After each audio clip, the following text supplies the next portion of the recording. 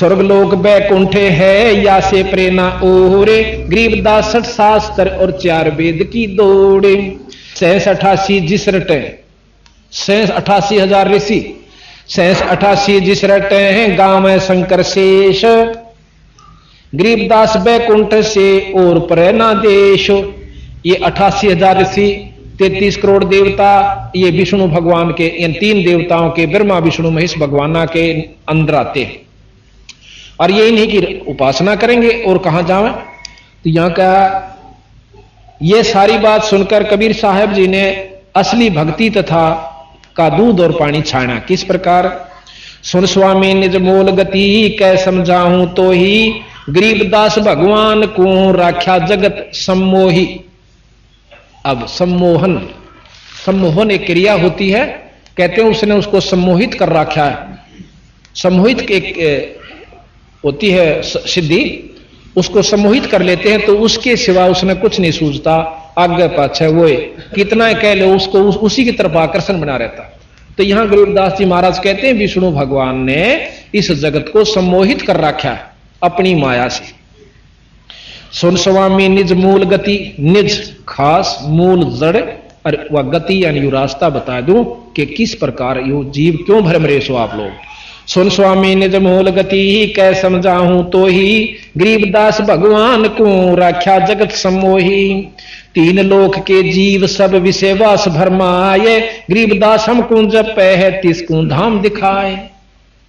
कि 3 लोक के जीव सब, ये देवता भी महाराज जीव में ले से 33 करोड़ देवता, 88,000 ऋषि, ये भी जीव रूप में लेते कि 33 करोड़ सभी देवता, तीनों लोक के जीव विषय वासना में भ्रमित है। आप अगर स्वर्गलोक की कथाएं सुन दो ना, इनमें लिखी हुई से जो शास्त्रा में, आप जो है ना भक्ति छोड़ दो, वहां पर इससे भी ज्यादा कुबद है उन देवलोकों में।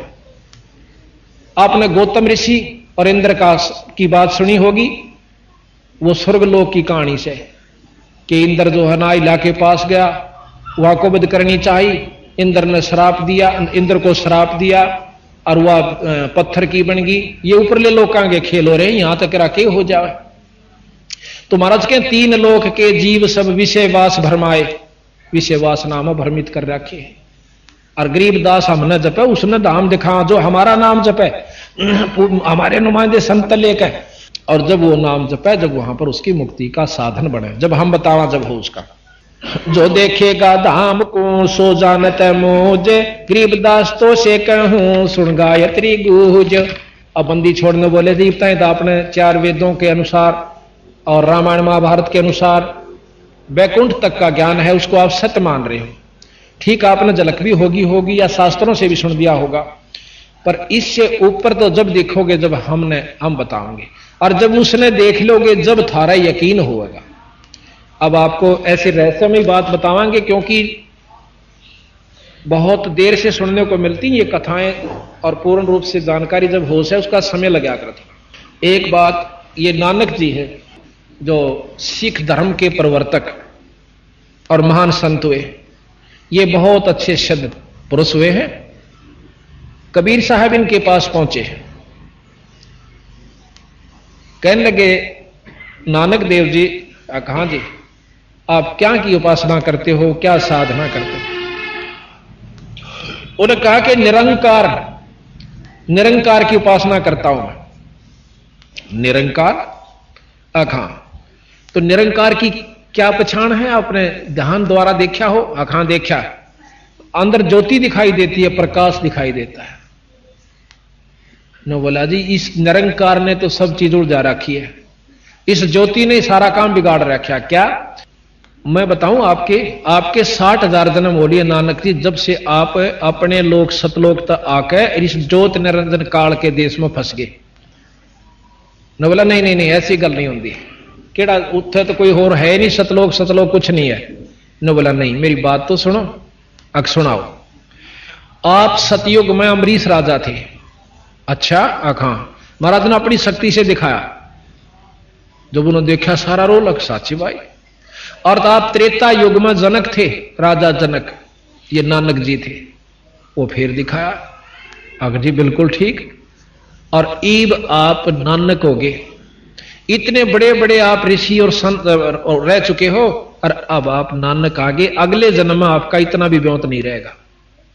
ये काल एक युग में बहुत तप करवा दे, भजन करवा दे से, अगले जन्म में उसने खर्च करवाना, करवाते करवाते करवाते करवाते ना नाम पकड़ा क्यों ज्ञान हो जा, थोड़ी बहुत सिद्धियां हो जाती हैं। तो बोला नहीं जी खैर वो गल तो आपकी सारी मान ली, पर मैं अंदर दिखाई देता उस वस्तु ने कैसे भूल जा, देख अंदर ध्यान लगाया। और उससे पहले कबीर साहब ने बता दिया कि मैं नाम दूंगा सतनाम। सतनाम जपन का नहीं है, एक और नाम है सच्चा नाम।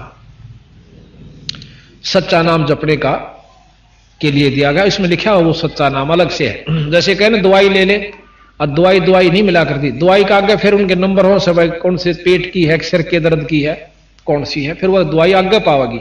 सतनाम कहने तक कई भाइयों का हम सतनाम जप, सतनाम को जपने की चीज नहीं है, वो नाम और से सच्चा नाम। तो ने बोले वो सतनाम मेरे पास है। कबीर साहब बोले मैं दूं जब आपकी मुक्ति होना तो हो नहीं सकती, और इब्ने चक्कर काटे जाओगे आपके मुक्ति नहीं हो सकती।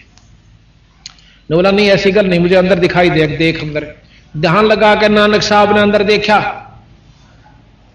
कहते हैं वो निरंजन का लोक जो है वो ज्योत में है, प्रकाश। प्रकाश तो सभी देवताओं के लोक में है, और सभी देवताओं का नूर है, पर उनमें अंतर से थोड़ा थोड़ा, जैसे 0 का भी बल्लभ है, और 60 वाट का भी है, और 100 का भी, और मरकरी भी, और फिर कबीर साहब का नूर दिन लकड़ जा, इतना है पूर्ण ब्रह्म का। तो हम थोड़े से प्रकाश ने देख कर सोचना साधना ठीक होगी अपनी। अब कौन से लोक में किस इष्ट की उपासना आप कर रहे हो, उससे का नूर दिखेगा। अब जो से लोक में टिकट लेकर जाओगे जिस गांव में, उस शहर में, उससे को पहुंचोगे। तो इस प्रकार बोला मैं अभी लगाता हूं, ध्यान लगाओ। महाराज ने ऊपर देखा, दिखाया, उससे ऊपर और ले गए, ऊपर ले जाकर और सतलोक में ले जाते हैं। वहां जाकर कबीर साहब उस सतपुरुष पूर्ण ब्रह्म के ऊपर चंवर करते हैं, जैसे ये भाई कर रहा है भगत जी। अब नानक साहब के मन में विक्षेप आ गया कि ये जो है ना बैठा, ये तो रब है, सतलोक दा मालिक और ये कोई इसका अनुचर है। इतनी सोचे था कि कबीर साहब खड़े बैठ जाते हैं और सतपुरुष खड़े हो जाते हैं अपने आसन से, और कबीर साहब उसी आसन पर जिस पर पूर्ण ब्रह्म बैठे थे वहां आकर बैठ जाते हैं। और फिर कबीर साहब के ऊपर पूर्ण ब्रह्म ऐसे चंवर करता है। अब उन्हें सोची कि ये क्या, हूं तो ये खड़ा था, हूं ये बैठ गया। तो थोड़ी देर में वो सतपुरुष कबीर साहब में समा जाता है, केवल कबीर साहब रह जाते हैं, और चंवर अपने आप होने लाग रहा है, बिना किसी के करे हुए नो घूम रहा है। अब उसके मन में आए, वाहे गुरु वो तेरे की मैं तो बहुत भूल में था। और उसी समय उसकी सुरत वापस भेज देते, बंदी छोड़। आगे देखा कबीर साहब नहीं है। अब उसको भयभीत हो गया कि वो ही संत मिले और नाम मिले सत्ता, सच्चा सतनाम, और जब तेरी मुक्ति हो, नहीं तो बिरा खो दिया जन्म। और फिर इस बात की भी महसूस करी नानक साहब ने कि इतने महापुरुष को और इतना बैस में खो दिया, तो चाड़ा कर दिया, पागल से हो गए। तो वहां कहते हैं गरीबदास जी महाराज अपनी वाणी में लिखते हैं, ना झांकी वेख कबीर की नानक कीती वाह, और वह सिखा के गल पड़ी इव कौन छुटावता। गरीबदास जी कहे कि उन सिखा ने, अब वहां नानक साहब चल पड़े इस धुन में, वाहे गुरु सतनाम श्री वाहे गुरु, यानी वो ये गुरु मिला जो हमारे सामने था, और सच्चा नाम मिला जब मेरी मुक्ति हो है। तो कहते हैं नानक साहब वहां से चलकर काशी गए, क्योंकि वो बता गए थे कि नाम की जरूरत पड़े तो काशी आ जाना। काशी में पहुंचते हैं, ये हिरट लानते हुए उनके शिष्यों ने, जो वहां पहले सागिर्द बने हुए थे, उन लिख लिया कि साढ़े गुरु के मुखों वाहे गुरु निकली, और सबने अपना नोट कर लिया कि वाहे गुरु सतनाम, वाहे गुरु सतनाम। अब जो असली नाम कबीर साहब से नानक साहब लेकर आए, उस नाम की साधना की, और जब मुक्ति हुई तो उसने तो सब सिख पंथ भूल गया। अब अपना मनमुखी चाल पड़े कि वाहे गुरु सतनाम श्री वाहे गुरु सतनाम, असी तो बिला यही जप दे। अब नोर मिले कई भाई वहां पर, क्योंकि पंजाब में आना जाना होता, यहां भी नो साढ़े तक एक नाम दे रखा, वाहे गुरु वाहे गुरु वाहे गुरु वाहे गुरु, ये जप्या करा सी। तो महाराज तो हमने कहा कि कबीर नानक साहब ने तो कुछ और नाम जप्या है कि नहीं, वो तो उन्होंने जपना सी, असी तो इससे तो काम चल जाएगा।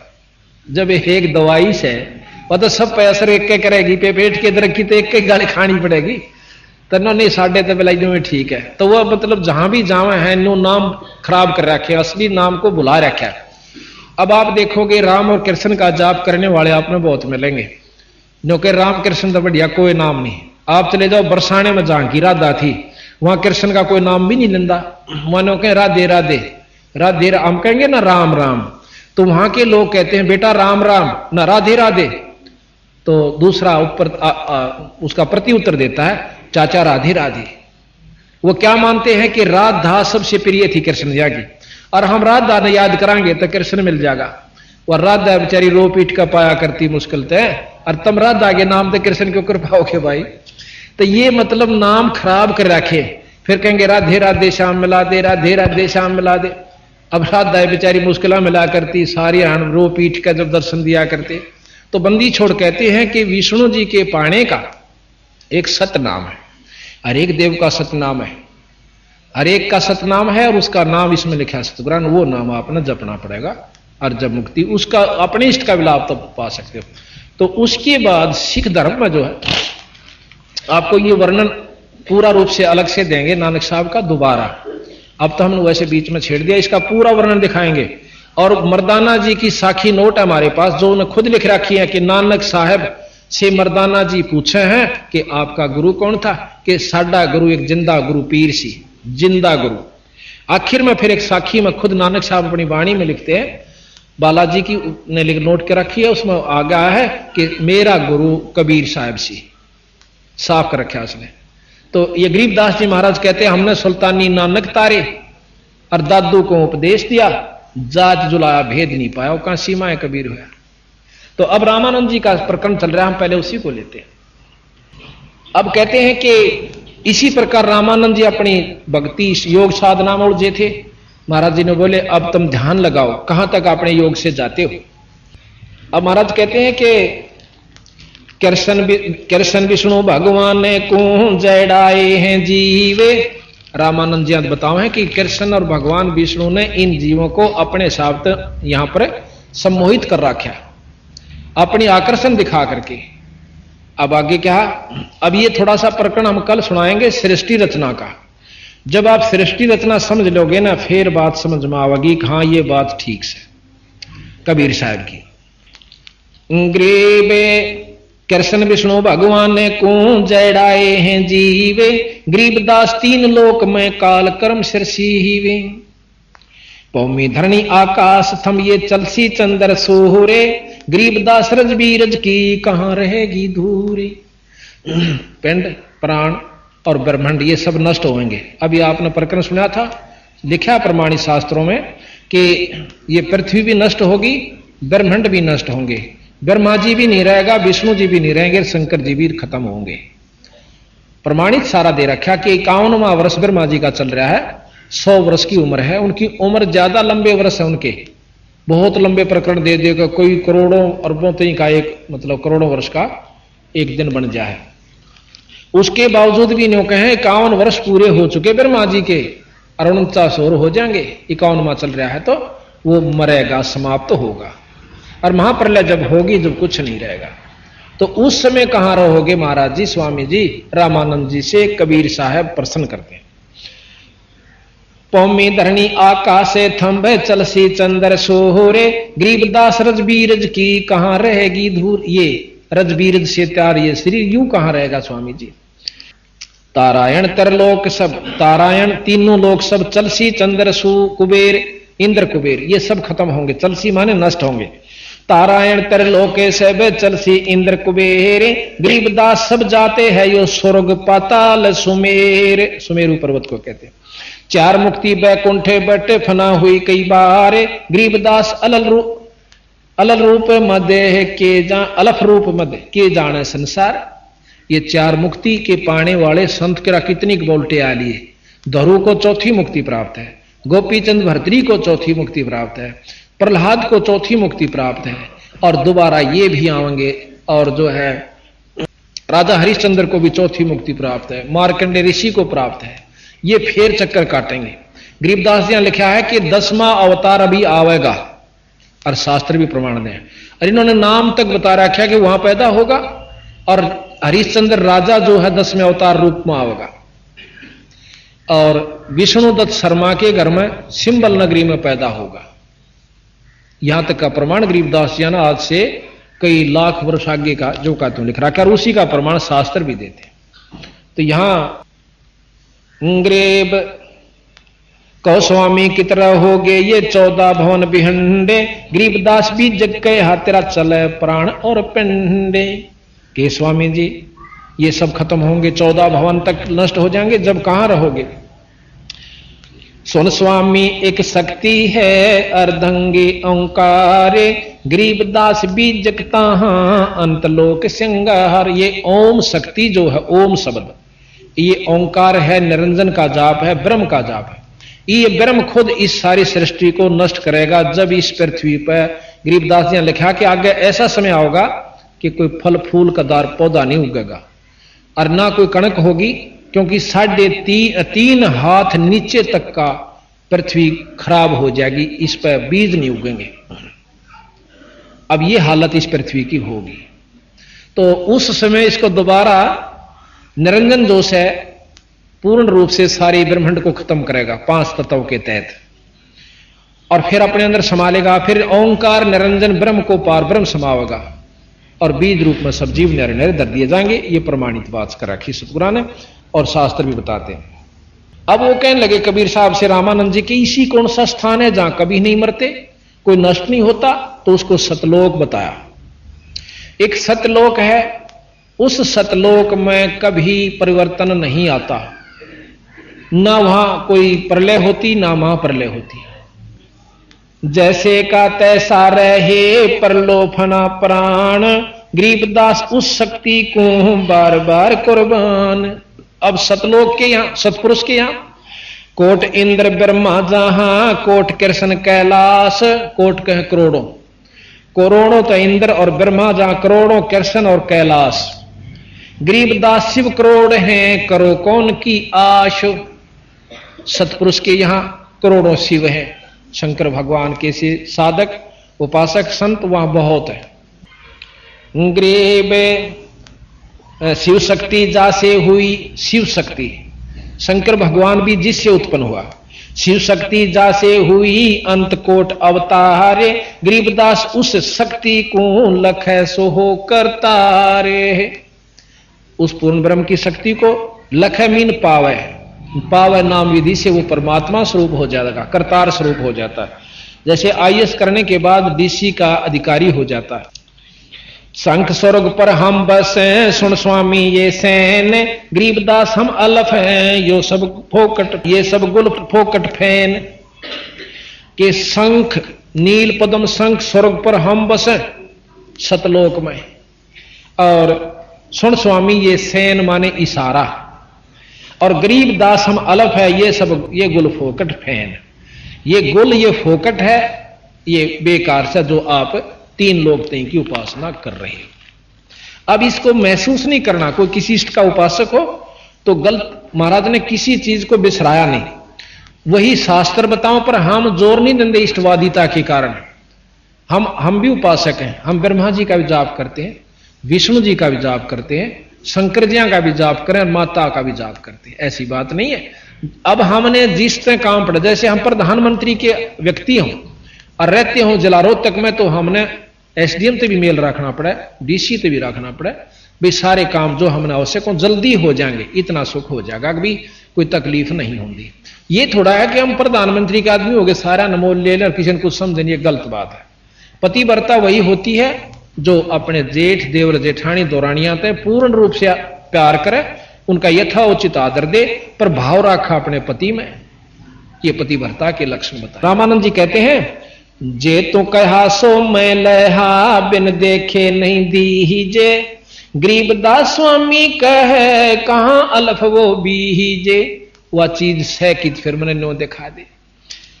अब कहते हैं महाराज अब तुम अंदर चालो, अपने पहुंचो जहां तक जाना चाहते हो आप योग विधि से। तो कहते हैं योग युक्त प्राणायाम कर जीत्या सकल शरीर, और त्रिवेणी के घाट में वो अटक रहे बलवीर। ध्यान लगा और फिर ने बोला इसमें तक करोड़ों रामानंद होकर जा लिए तेरे कैसे, योगियों का कोई ओढ़ नहीं, फिर नरक में जाओ। पिंड प्राण इस शरीर में अपने जीव को, प्राण को अंदर ले जाओ। पिंड प्राणपुर यानी इस धाम में, इस महल में जाओ। पिंड प्राणपुर में 10 हो गए रामानंद कोटे, गरीबदास सर स्वर्ग में रहो शब्द की ओटे। सर स्वर्ग में, आखिरी स्वर्ग सतलोक के अंदर। तावा चित चक्रित भया देख फजल दरबारे, गरीबदास सजदा किया हम पाए दीदारे। ऊपर जाकर देखा सतलोक में, कहते ये परमात्मा है खुद। तो कहते हैं तहां वहां चित चक्रित भया, चकरा गया दिमाग, और देख फजल दरबार, सतलोक के दरबार ने देख कर, और गरीबदास सजदा किया, बार बार नमस्कार सजदा किया। हम पाए दीदार, अखमन दर्शन हुए परमात्मा की। अब सतलोक की झलक देख कर श्री रामानंद जी का मन चकरा गया, क्योंकि स्वर्ग से तो वो संख गुना ज्यादा आकर्षक है। बहुत अधीन होकर कहने लगे, हे स्वामी आप खुद ब्रह्म हो, मैं तो आपका के सामने कुछ भी नहीं। अब वो छोटे से बच्चे ने, 104 साल का महात्मा योगी, चारों वेदों का ज्ञाता, 6 पुराण 6 शास्त्र 18 पुराणों के जानने वाले ने कहा अपूर्ण परमात्मा है। ये तो 600 साल पहले का इतिहास है। कहते कोई न सोचा गड़ोंग मार रखे लाख बरस हो गए, 600 साल पहले का इतिहास है, इतना को पुराना नहीं है। कदे कोई न सोचा सट्टे मार रखे। और गरीबदास जी जो लिख रखा है ये 250 साल हुए, और हाथ से लिखा हुआ हमारे पास है ये सारा ग्रंथ। ये तो बाद में प्रिंट करवाया गया। तुम स्वामी में बाल बुद्धि ही भ्रम कर्म किया नाश। अब रामानंद जी उस बच्चे ने कहता हूं तो मेरे, आप तो मेरे स्वामी और मैं आपका बच्चा। तुम स्वामी में बाल बुद्धि ही भ्रम कर्म किया नाश, गरीबदास निज ब्रह्म तुम हमारे दृढ़ विश्वास। निज ब्रह्म, आप असली ब्रह्म यानी पूर्ण ब्रह्म हो। अब मुझे विश्वास हुआ आंखें दर्शन करके, यानी अपनी आपकी दया से। सुन स्वामी मेरा दृढ़ विश्वास, सुन स्वामी कैसे लखो ये कह समझाऊं तो ही, गरीबदास बिन पर ओढ़ है तन मन शीश न होए। उसको पाओ कैसे कि योग विधि से नहीं पा सकते। अब हम आपको कल मिलेगा मेरे ख्याल में, बोर्ड बनवा रखा है जिसके अंदर सारे कमल लिख बनवा रखे हैं, बहुत बोर्ड बनवाया है, और उसमें आपको खोल कर समझाओगे कि 4 वेद के योगियों का अनुसार योगी पुरुष सहस्रार कमल तक जाते हैं। सहस्रार कमल तक ऊपर किसी वेद में ज्ञान नहीं, शास्त्र में। और कबीर साहब गरीबदास जी उस 4 सहस्रार कमल तक का वर्णन शहीदों का जो देवस है, और उस तो ऊपर और भी बतावे। अब वही बात आवेगी कि जिसने यहां से दिल्ली तक के रोहतक से दिल्ली तक जा चुका है, सारे स्टेशन नोट कर रखे हैं कि ये सब आई, और हम भी जा रहे थे तो हमने वो मानने पड़ेंगे कि हाँ दिल्ली तक के ये स्टेशन है। और कोई आगे बंबई तक और बताता हो भाई ये आगे जाओगे ना ये स्टेशन और आवश्य, तो वो गलत नहीं से। पर हम नहीं देखे, हम नहीं जा रहे, हमने यहीं तक का ज्ञान है तो वो अलग बात से। पर वहां तक भी ज्यों कि तू पाओगे जब ये सारे सही मिले। अरे तो अनपढ़ थे, चलो आप बता दो ना, कितने विद्वान सो आप बता दो, कितने कमला के बारे में जानते हो। अगर कोई ज्ञान से ही जान सकता है, और ज्ञान को सत्य मानता है, ज्ञान से, ज्ञान कहां से हुआ? इन शास्त्रों से हो सकता है। और वो तो अनपढ़ थे, 5 साल के बचान लाग रहे, कोई गीता पढ़ी ना, महाभारत पढ़ा ना, भाई वेद पढ़े नहीं, और 10 साल के गरीबदास जी बताने लागे थे। तो हमने इन पर विश्वास करना होगा। हम असली वस्तु न छोड़, हमने वो भी करना है, जैसे 10वीं भी करनी है, BA भी करनी है, MA भी करनी है, फिर हमने वस्तु प्राप्त करनी है। तो ये महाराज कहें कि यहां तक के आपको ज्ञान, यहां तक का जो ज्ञान से ये कैटेगरी आप आ जाओगे, इतनी आपको उपलब्धि होगी, इस तो ऊपर और चलना होगा। ऐसा सतगुरु महाराज हमें बताओ। अब कहते हैं रवनपुरी एक चक्कर है, तहां धनंजय बाय। बाय कहें वायु को, धनंजय ये अंदर की सारे महाराज दाना दाना गिनते हैं योगियों का। जब सारा प्रकरण रामानंद जी ने अपने महाराज के मुख से सुन लिया कि ये ओड बालक, और भीतर की सारी वस्तुएं बताने लग रहा, कौन सी वायु कहां से चलेगी और कहां तक वह पहुंचेगी, उससे आगे कौन सी शुरू होगी। नाभि कमल से आगे कुंडली शक्ति है, कुंडली के अंदर एक नाभ, एक वो बना रखी है नागफणी, जो इस कुंडली शक्ति उसको रोकी हुई है। जैसे पाइप होती है, पाइप के ऊपर रबड़ चढ़ा दें, पाइप के ऊपर रस्सी बांध दे तो अभी इस तो बंद हो जाती है, पाइप के अंदर वस्तु जानी बंद, पानी जाना बंद हो जा, नलकी होती है उसमें। इस प्रकार नाभि से आगे एक नाड़ी जाती है, नाड़ी। उस नाड़ी को महाराज गरीबदास जी ने लिखा है कि एक नागनी है, नाग जैसा मुंह है उसका, नाड़ी का, नाड़ी है वो भी, पर नागनी कहलाती है वह। और उसका 2 जीभ से नाग कहा करें, और उसने इस नाभि के से आगे जो कमल तक जाती है या नाड़ी, इसको अपनी लपेटे थे, 3 लपेटे ला रखे हैं उस नाड़ी ने इसके चारों तरफ, और उस जो नाभि से आगे चलना होता है योगी ने वो बंद कर रखी है। और योगियों ने वह खोलनी पड़ा है, उस नाड़ी को, उस नागनी को मारना पड़ता है। कैसे मारे कि सांस, वह सांस के द्वारा खड़ी है, प्राणायाम करना पड़ता है, बहुत लंबे प्राणायाम का अभ्यास कोई वर्षों तक करना पड़े। फिर वह क्या करती है कि वो नाड़ी मुरझा जाती है, आगे से नीचे न हो जाएगी, जब न्यों थी अब न्यों हो जाएगी। न्यों क्यों थी कि ऊपर से अमृत आता है, यहां से ये तालू है, तालू के बिल्कुल सामने ऊपर एक छोटा सा जैसे अंडा छोटा हो ना चिड़िया का, और ये फूट रहा हो ऐसे आकार का, यहां पर एक स्थान है, इसमें से अपने आप रिश्क है, उसके अंदर अमृत जमा हो जाता है इस शरीर में। और उसको एक नाड़ी के माध्यम से जब हम तालू को ऐसे मिलाते हैं, अभ्यास बताते हैं कई योगी, इसको ऐसे मोड़कर तालू को लगाते हैं जीभ को, तो उस नाड़ी के ऊपर से एक बहुत बारीक पत्ती है जो उसको बाल्ब के रूप में बंद करें बैठी है, और जीभ ऐसे करते ही वो अंदर से नाड़ी खिसक जाती थोड़ी सी, जितनी देर हम जीभ लगाएंगे इतने वह मड़ी सी हटी रहेगी, और उसमें से वो नाड़ी का आकर के हमें अंदर अमृत जाना शुरू हो जाता है। उससे क्या होता, भूख लागनी बंद हो जाए और शरीर में ताजगी आ जाए, पर मुक्ति नहीं है। गरीबदास जी यहां उस योगी को फेल करते हैं, चलो अमृत भी चाख लिया, शरीर स्वस्थ रहेगा, बहुत दिन तक भी राख लेगा, पर बेटा नाम बिना काम नहीं चल रहा है। ये तो एक साधना बना ली, रोटी खाकर डांट लिया, थोड़ी खा ले, ज्यादा क्यों खावे, आवश्यकता अनुसार। प्रथम अंजन संयम राखा, योग युगत सब सतगुरु भाखा। ये तो आपने साधना करी भक्ति के लिए, भक्ति फिर अलग रहेगी। तो यहां बात यहां खत्म हो जाती है कि हम असली वस्तु को पकड़ने तैयार नहीं। हमने तो आंख नीचे बैठ जाओ, दिख जाओ, अर्नो को बस सांझे बैठा, तड़के तो ही बैठा रहा, अभी साधु के चाड़ा से। गरीबदास जी महाराज के 1000 वर्ष बैठ कर चले गए, वो गधे की जुनी बताए।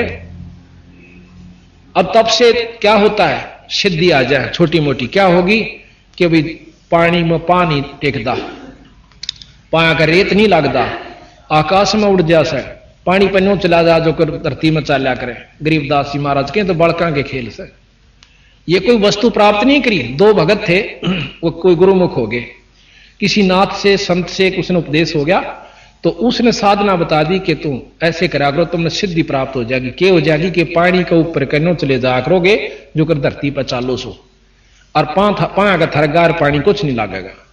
अब उन दोनों ने साधना शुरू कर दी। एक भगत को, वो गुरु उनका शरीर छोड़ गया था, एक उनमें से शिष्य था जो संत था, उसको एक कबीरपंथी साधु मिल जाता है। उन्होंने बोला भगत जी के साधना करे है, अक मैं सिद्धि करूंगा, क्या की कि पानी पर गचाल्या करूंगा। ने बोला अच्छा बौला रहे, यह भी कोई बात, फिर क्या हो जाएगा, मुक्त हो जाएगा। तो अकना गुरु जी ने बता रखी, फिर उनको ज्ञान दिया, समझाया।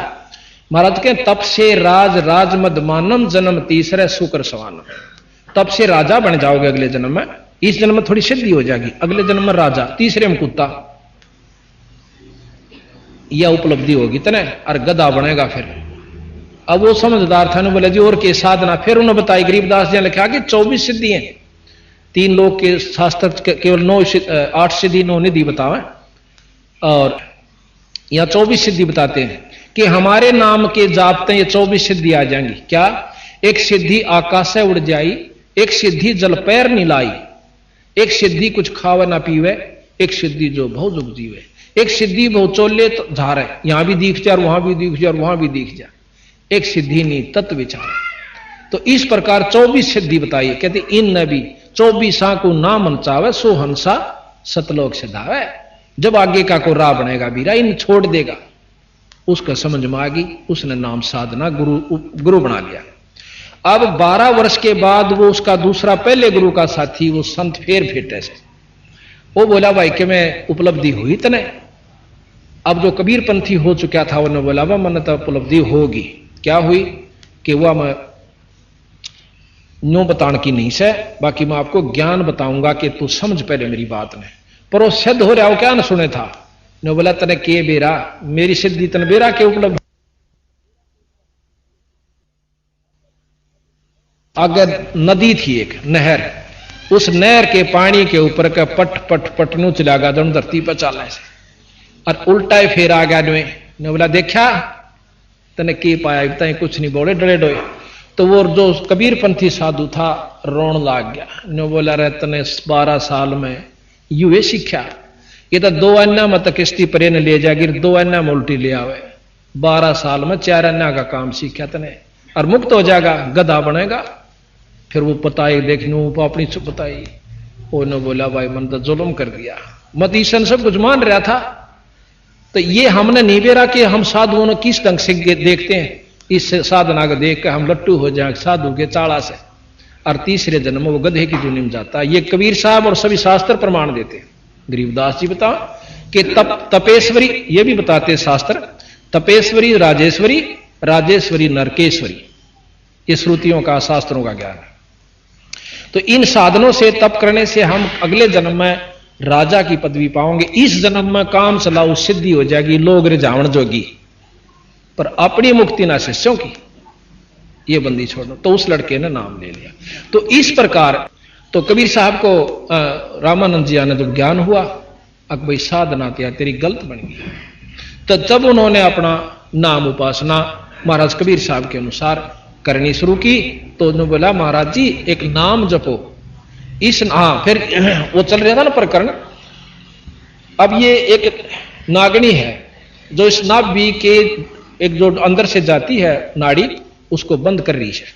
इसको योगी कैसे खोलते हैं, सांस प्राणायाम करते हैं, सांस बंद कर लेते हैं, ऐसा सांस रोक लेते हैं कि आना भी बंद हो जाता है, कपाल में चढ़ा, तो वह सांस से खड़ी है नो, और जो अमृत ऊपर से आता है उस अमृत को वह पकड़ लेती, सारे नुआ पी जाए। तो उसके जब सांस रोकने से उसका मुंह नीचे न हो जाए, तो वो अमृत शरीर में रमना शुरू हो जाता है, और नाभि वो नाड़ी से वह रास्ता खुल जाता है। तो योगी पुरुष अपने वायु को 10वें सुषमणा में गाल लेकर और यहां से चलते हैं, और नाभि में आकर के फिर कमला में का होते हुए और फिर त्रिकुटी में आते हैं। संत कहते हैं कि हम इन कमला के एक अलग से जाप देते हैं, उन मंत्रों के जाप से कमल स्वतः खुल जाते हैं, साधना की जरूरत नहीं पड़ती। और फिर हमने त्रिकुटी में सीधा ध्यान यहां से ही लगाने की हम विधि आपको बताएंगे। ये निचले सारा हिस्सा छोड़ देना होगा, वहां से हम चलेंगे और आपको ऊपर की वस्तु बताएंगे। फिर जहां तक सहस्रार कमल से भी पार करना होगा हमने, और ऊपर जाके हम सतलोक पहुंचेंगे। तो इस विधि का ज्ञान जब हमने हो जाएगा कि कबीर साहब का जानकारी जब होगी, जब इन्हें पता चलेगा इन्हें के चमत्कार दिखाए। कल हम साथ में कबीर साहब के चमत्कार भी आपको बताएंगे, उनमें क्या शक्ति थी और किस किस प्रकार उन्होंने, जैसे कई तरह मुर्दों को जिंदा किया, हाथी का आगे घेर दिए जब नहीं मरे, तो भाई उसमें गंगा जल में घेर दिए थे, और तोप चला दी थी सिकंदर लोधी, राक्षस राजा था हिंदुस्तान का, और उसने भी आखिर में नाक रगड़ी थी कबीर साहब के सामने, और हाथ जोड़कर अक्षमायाचना करी थी।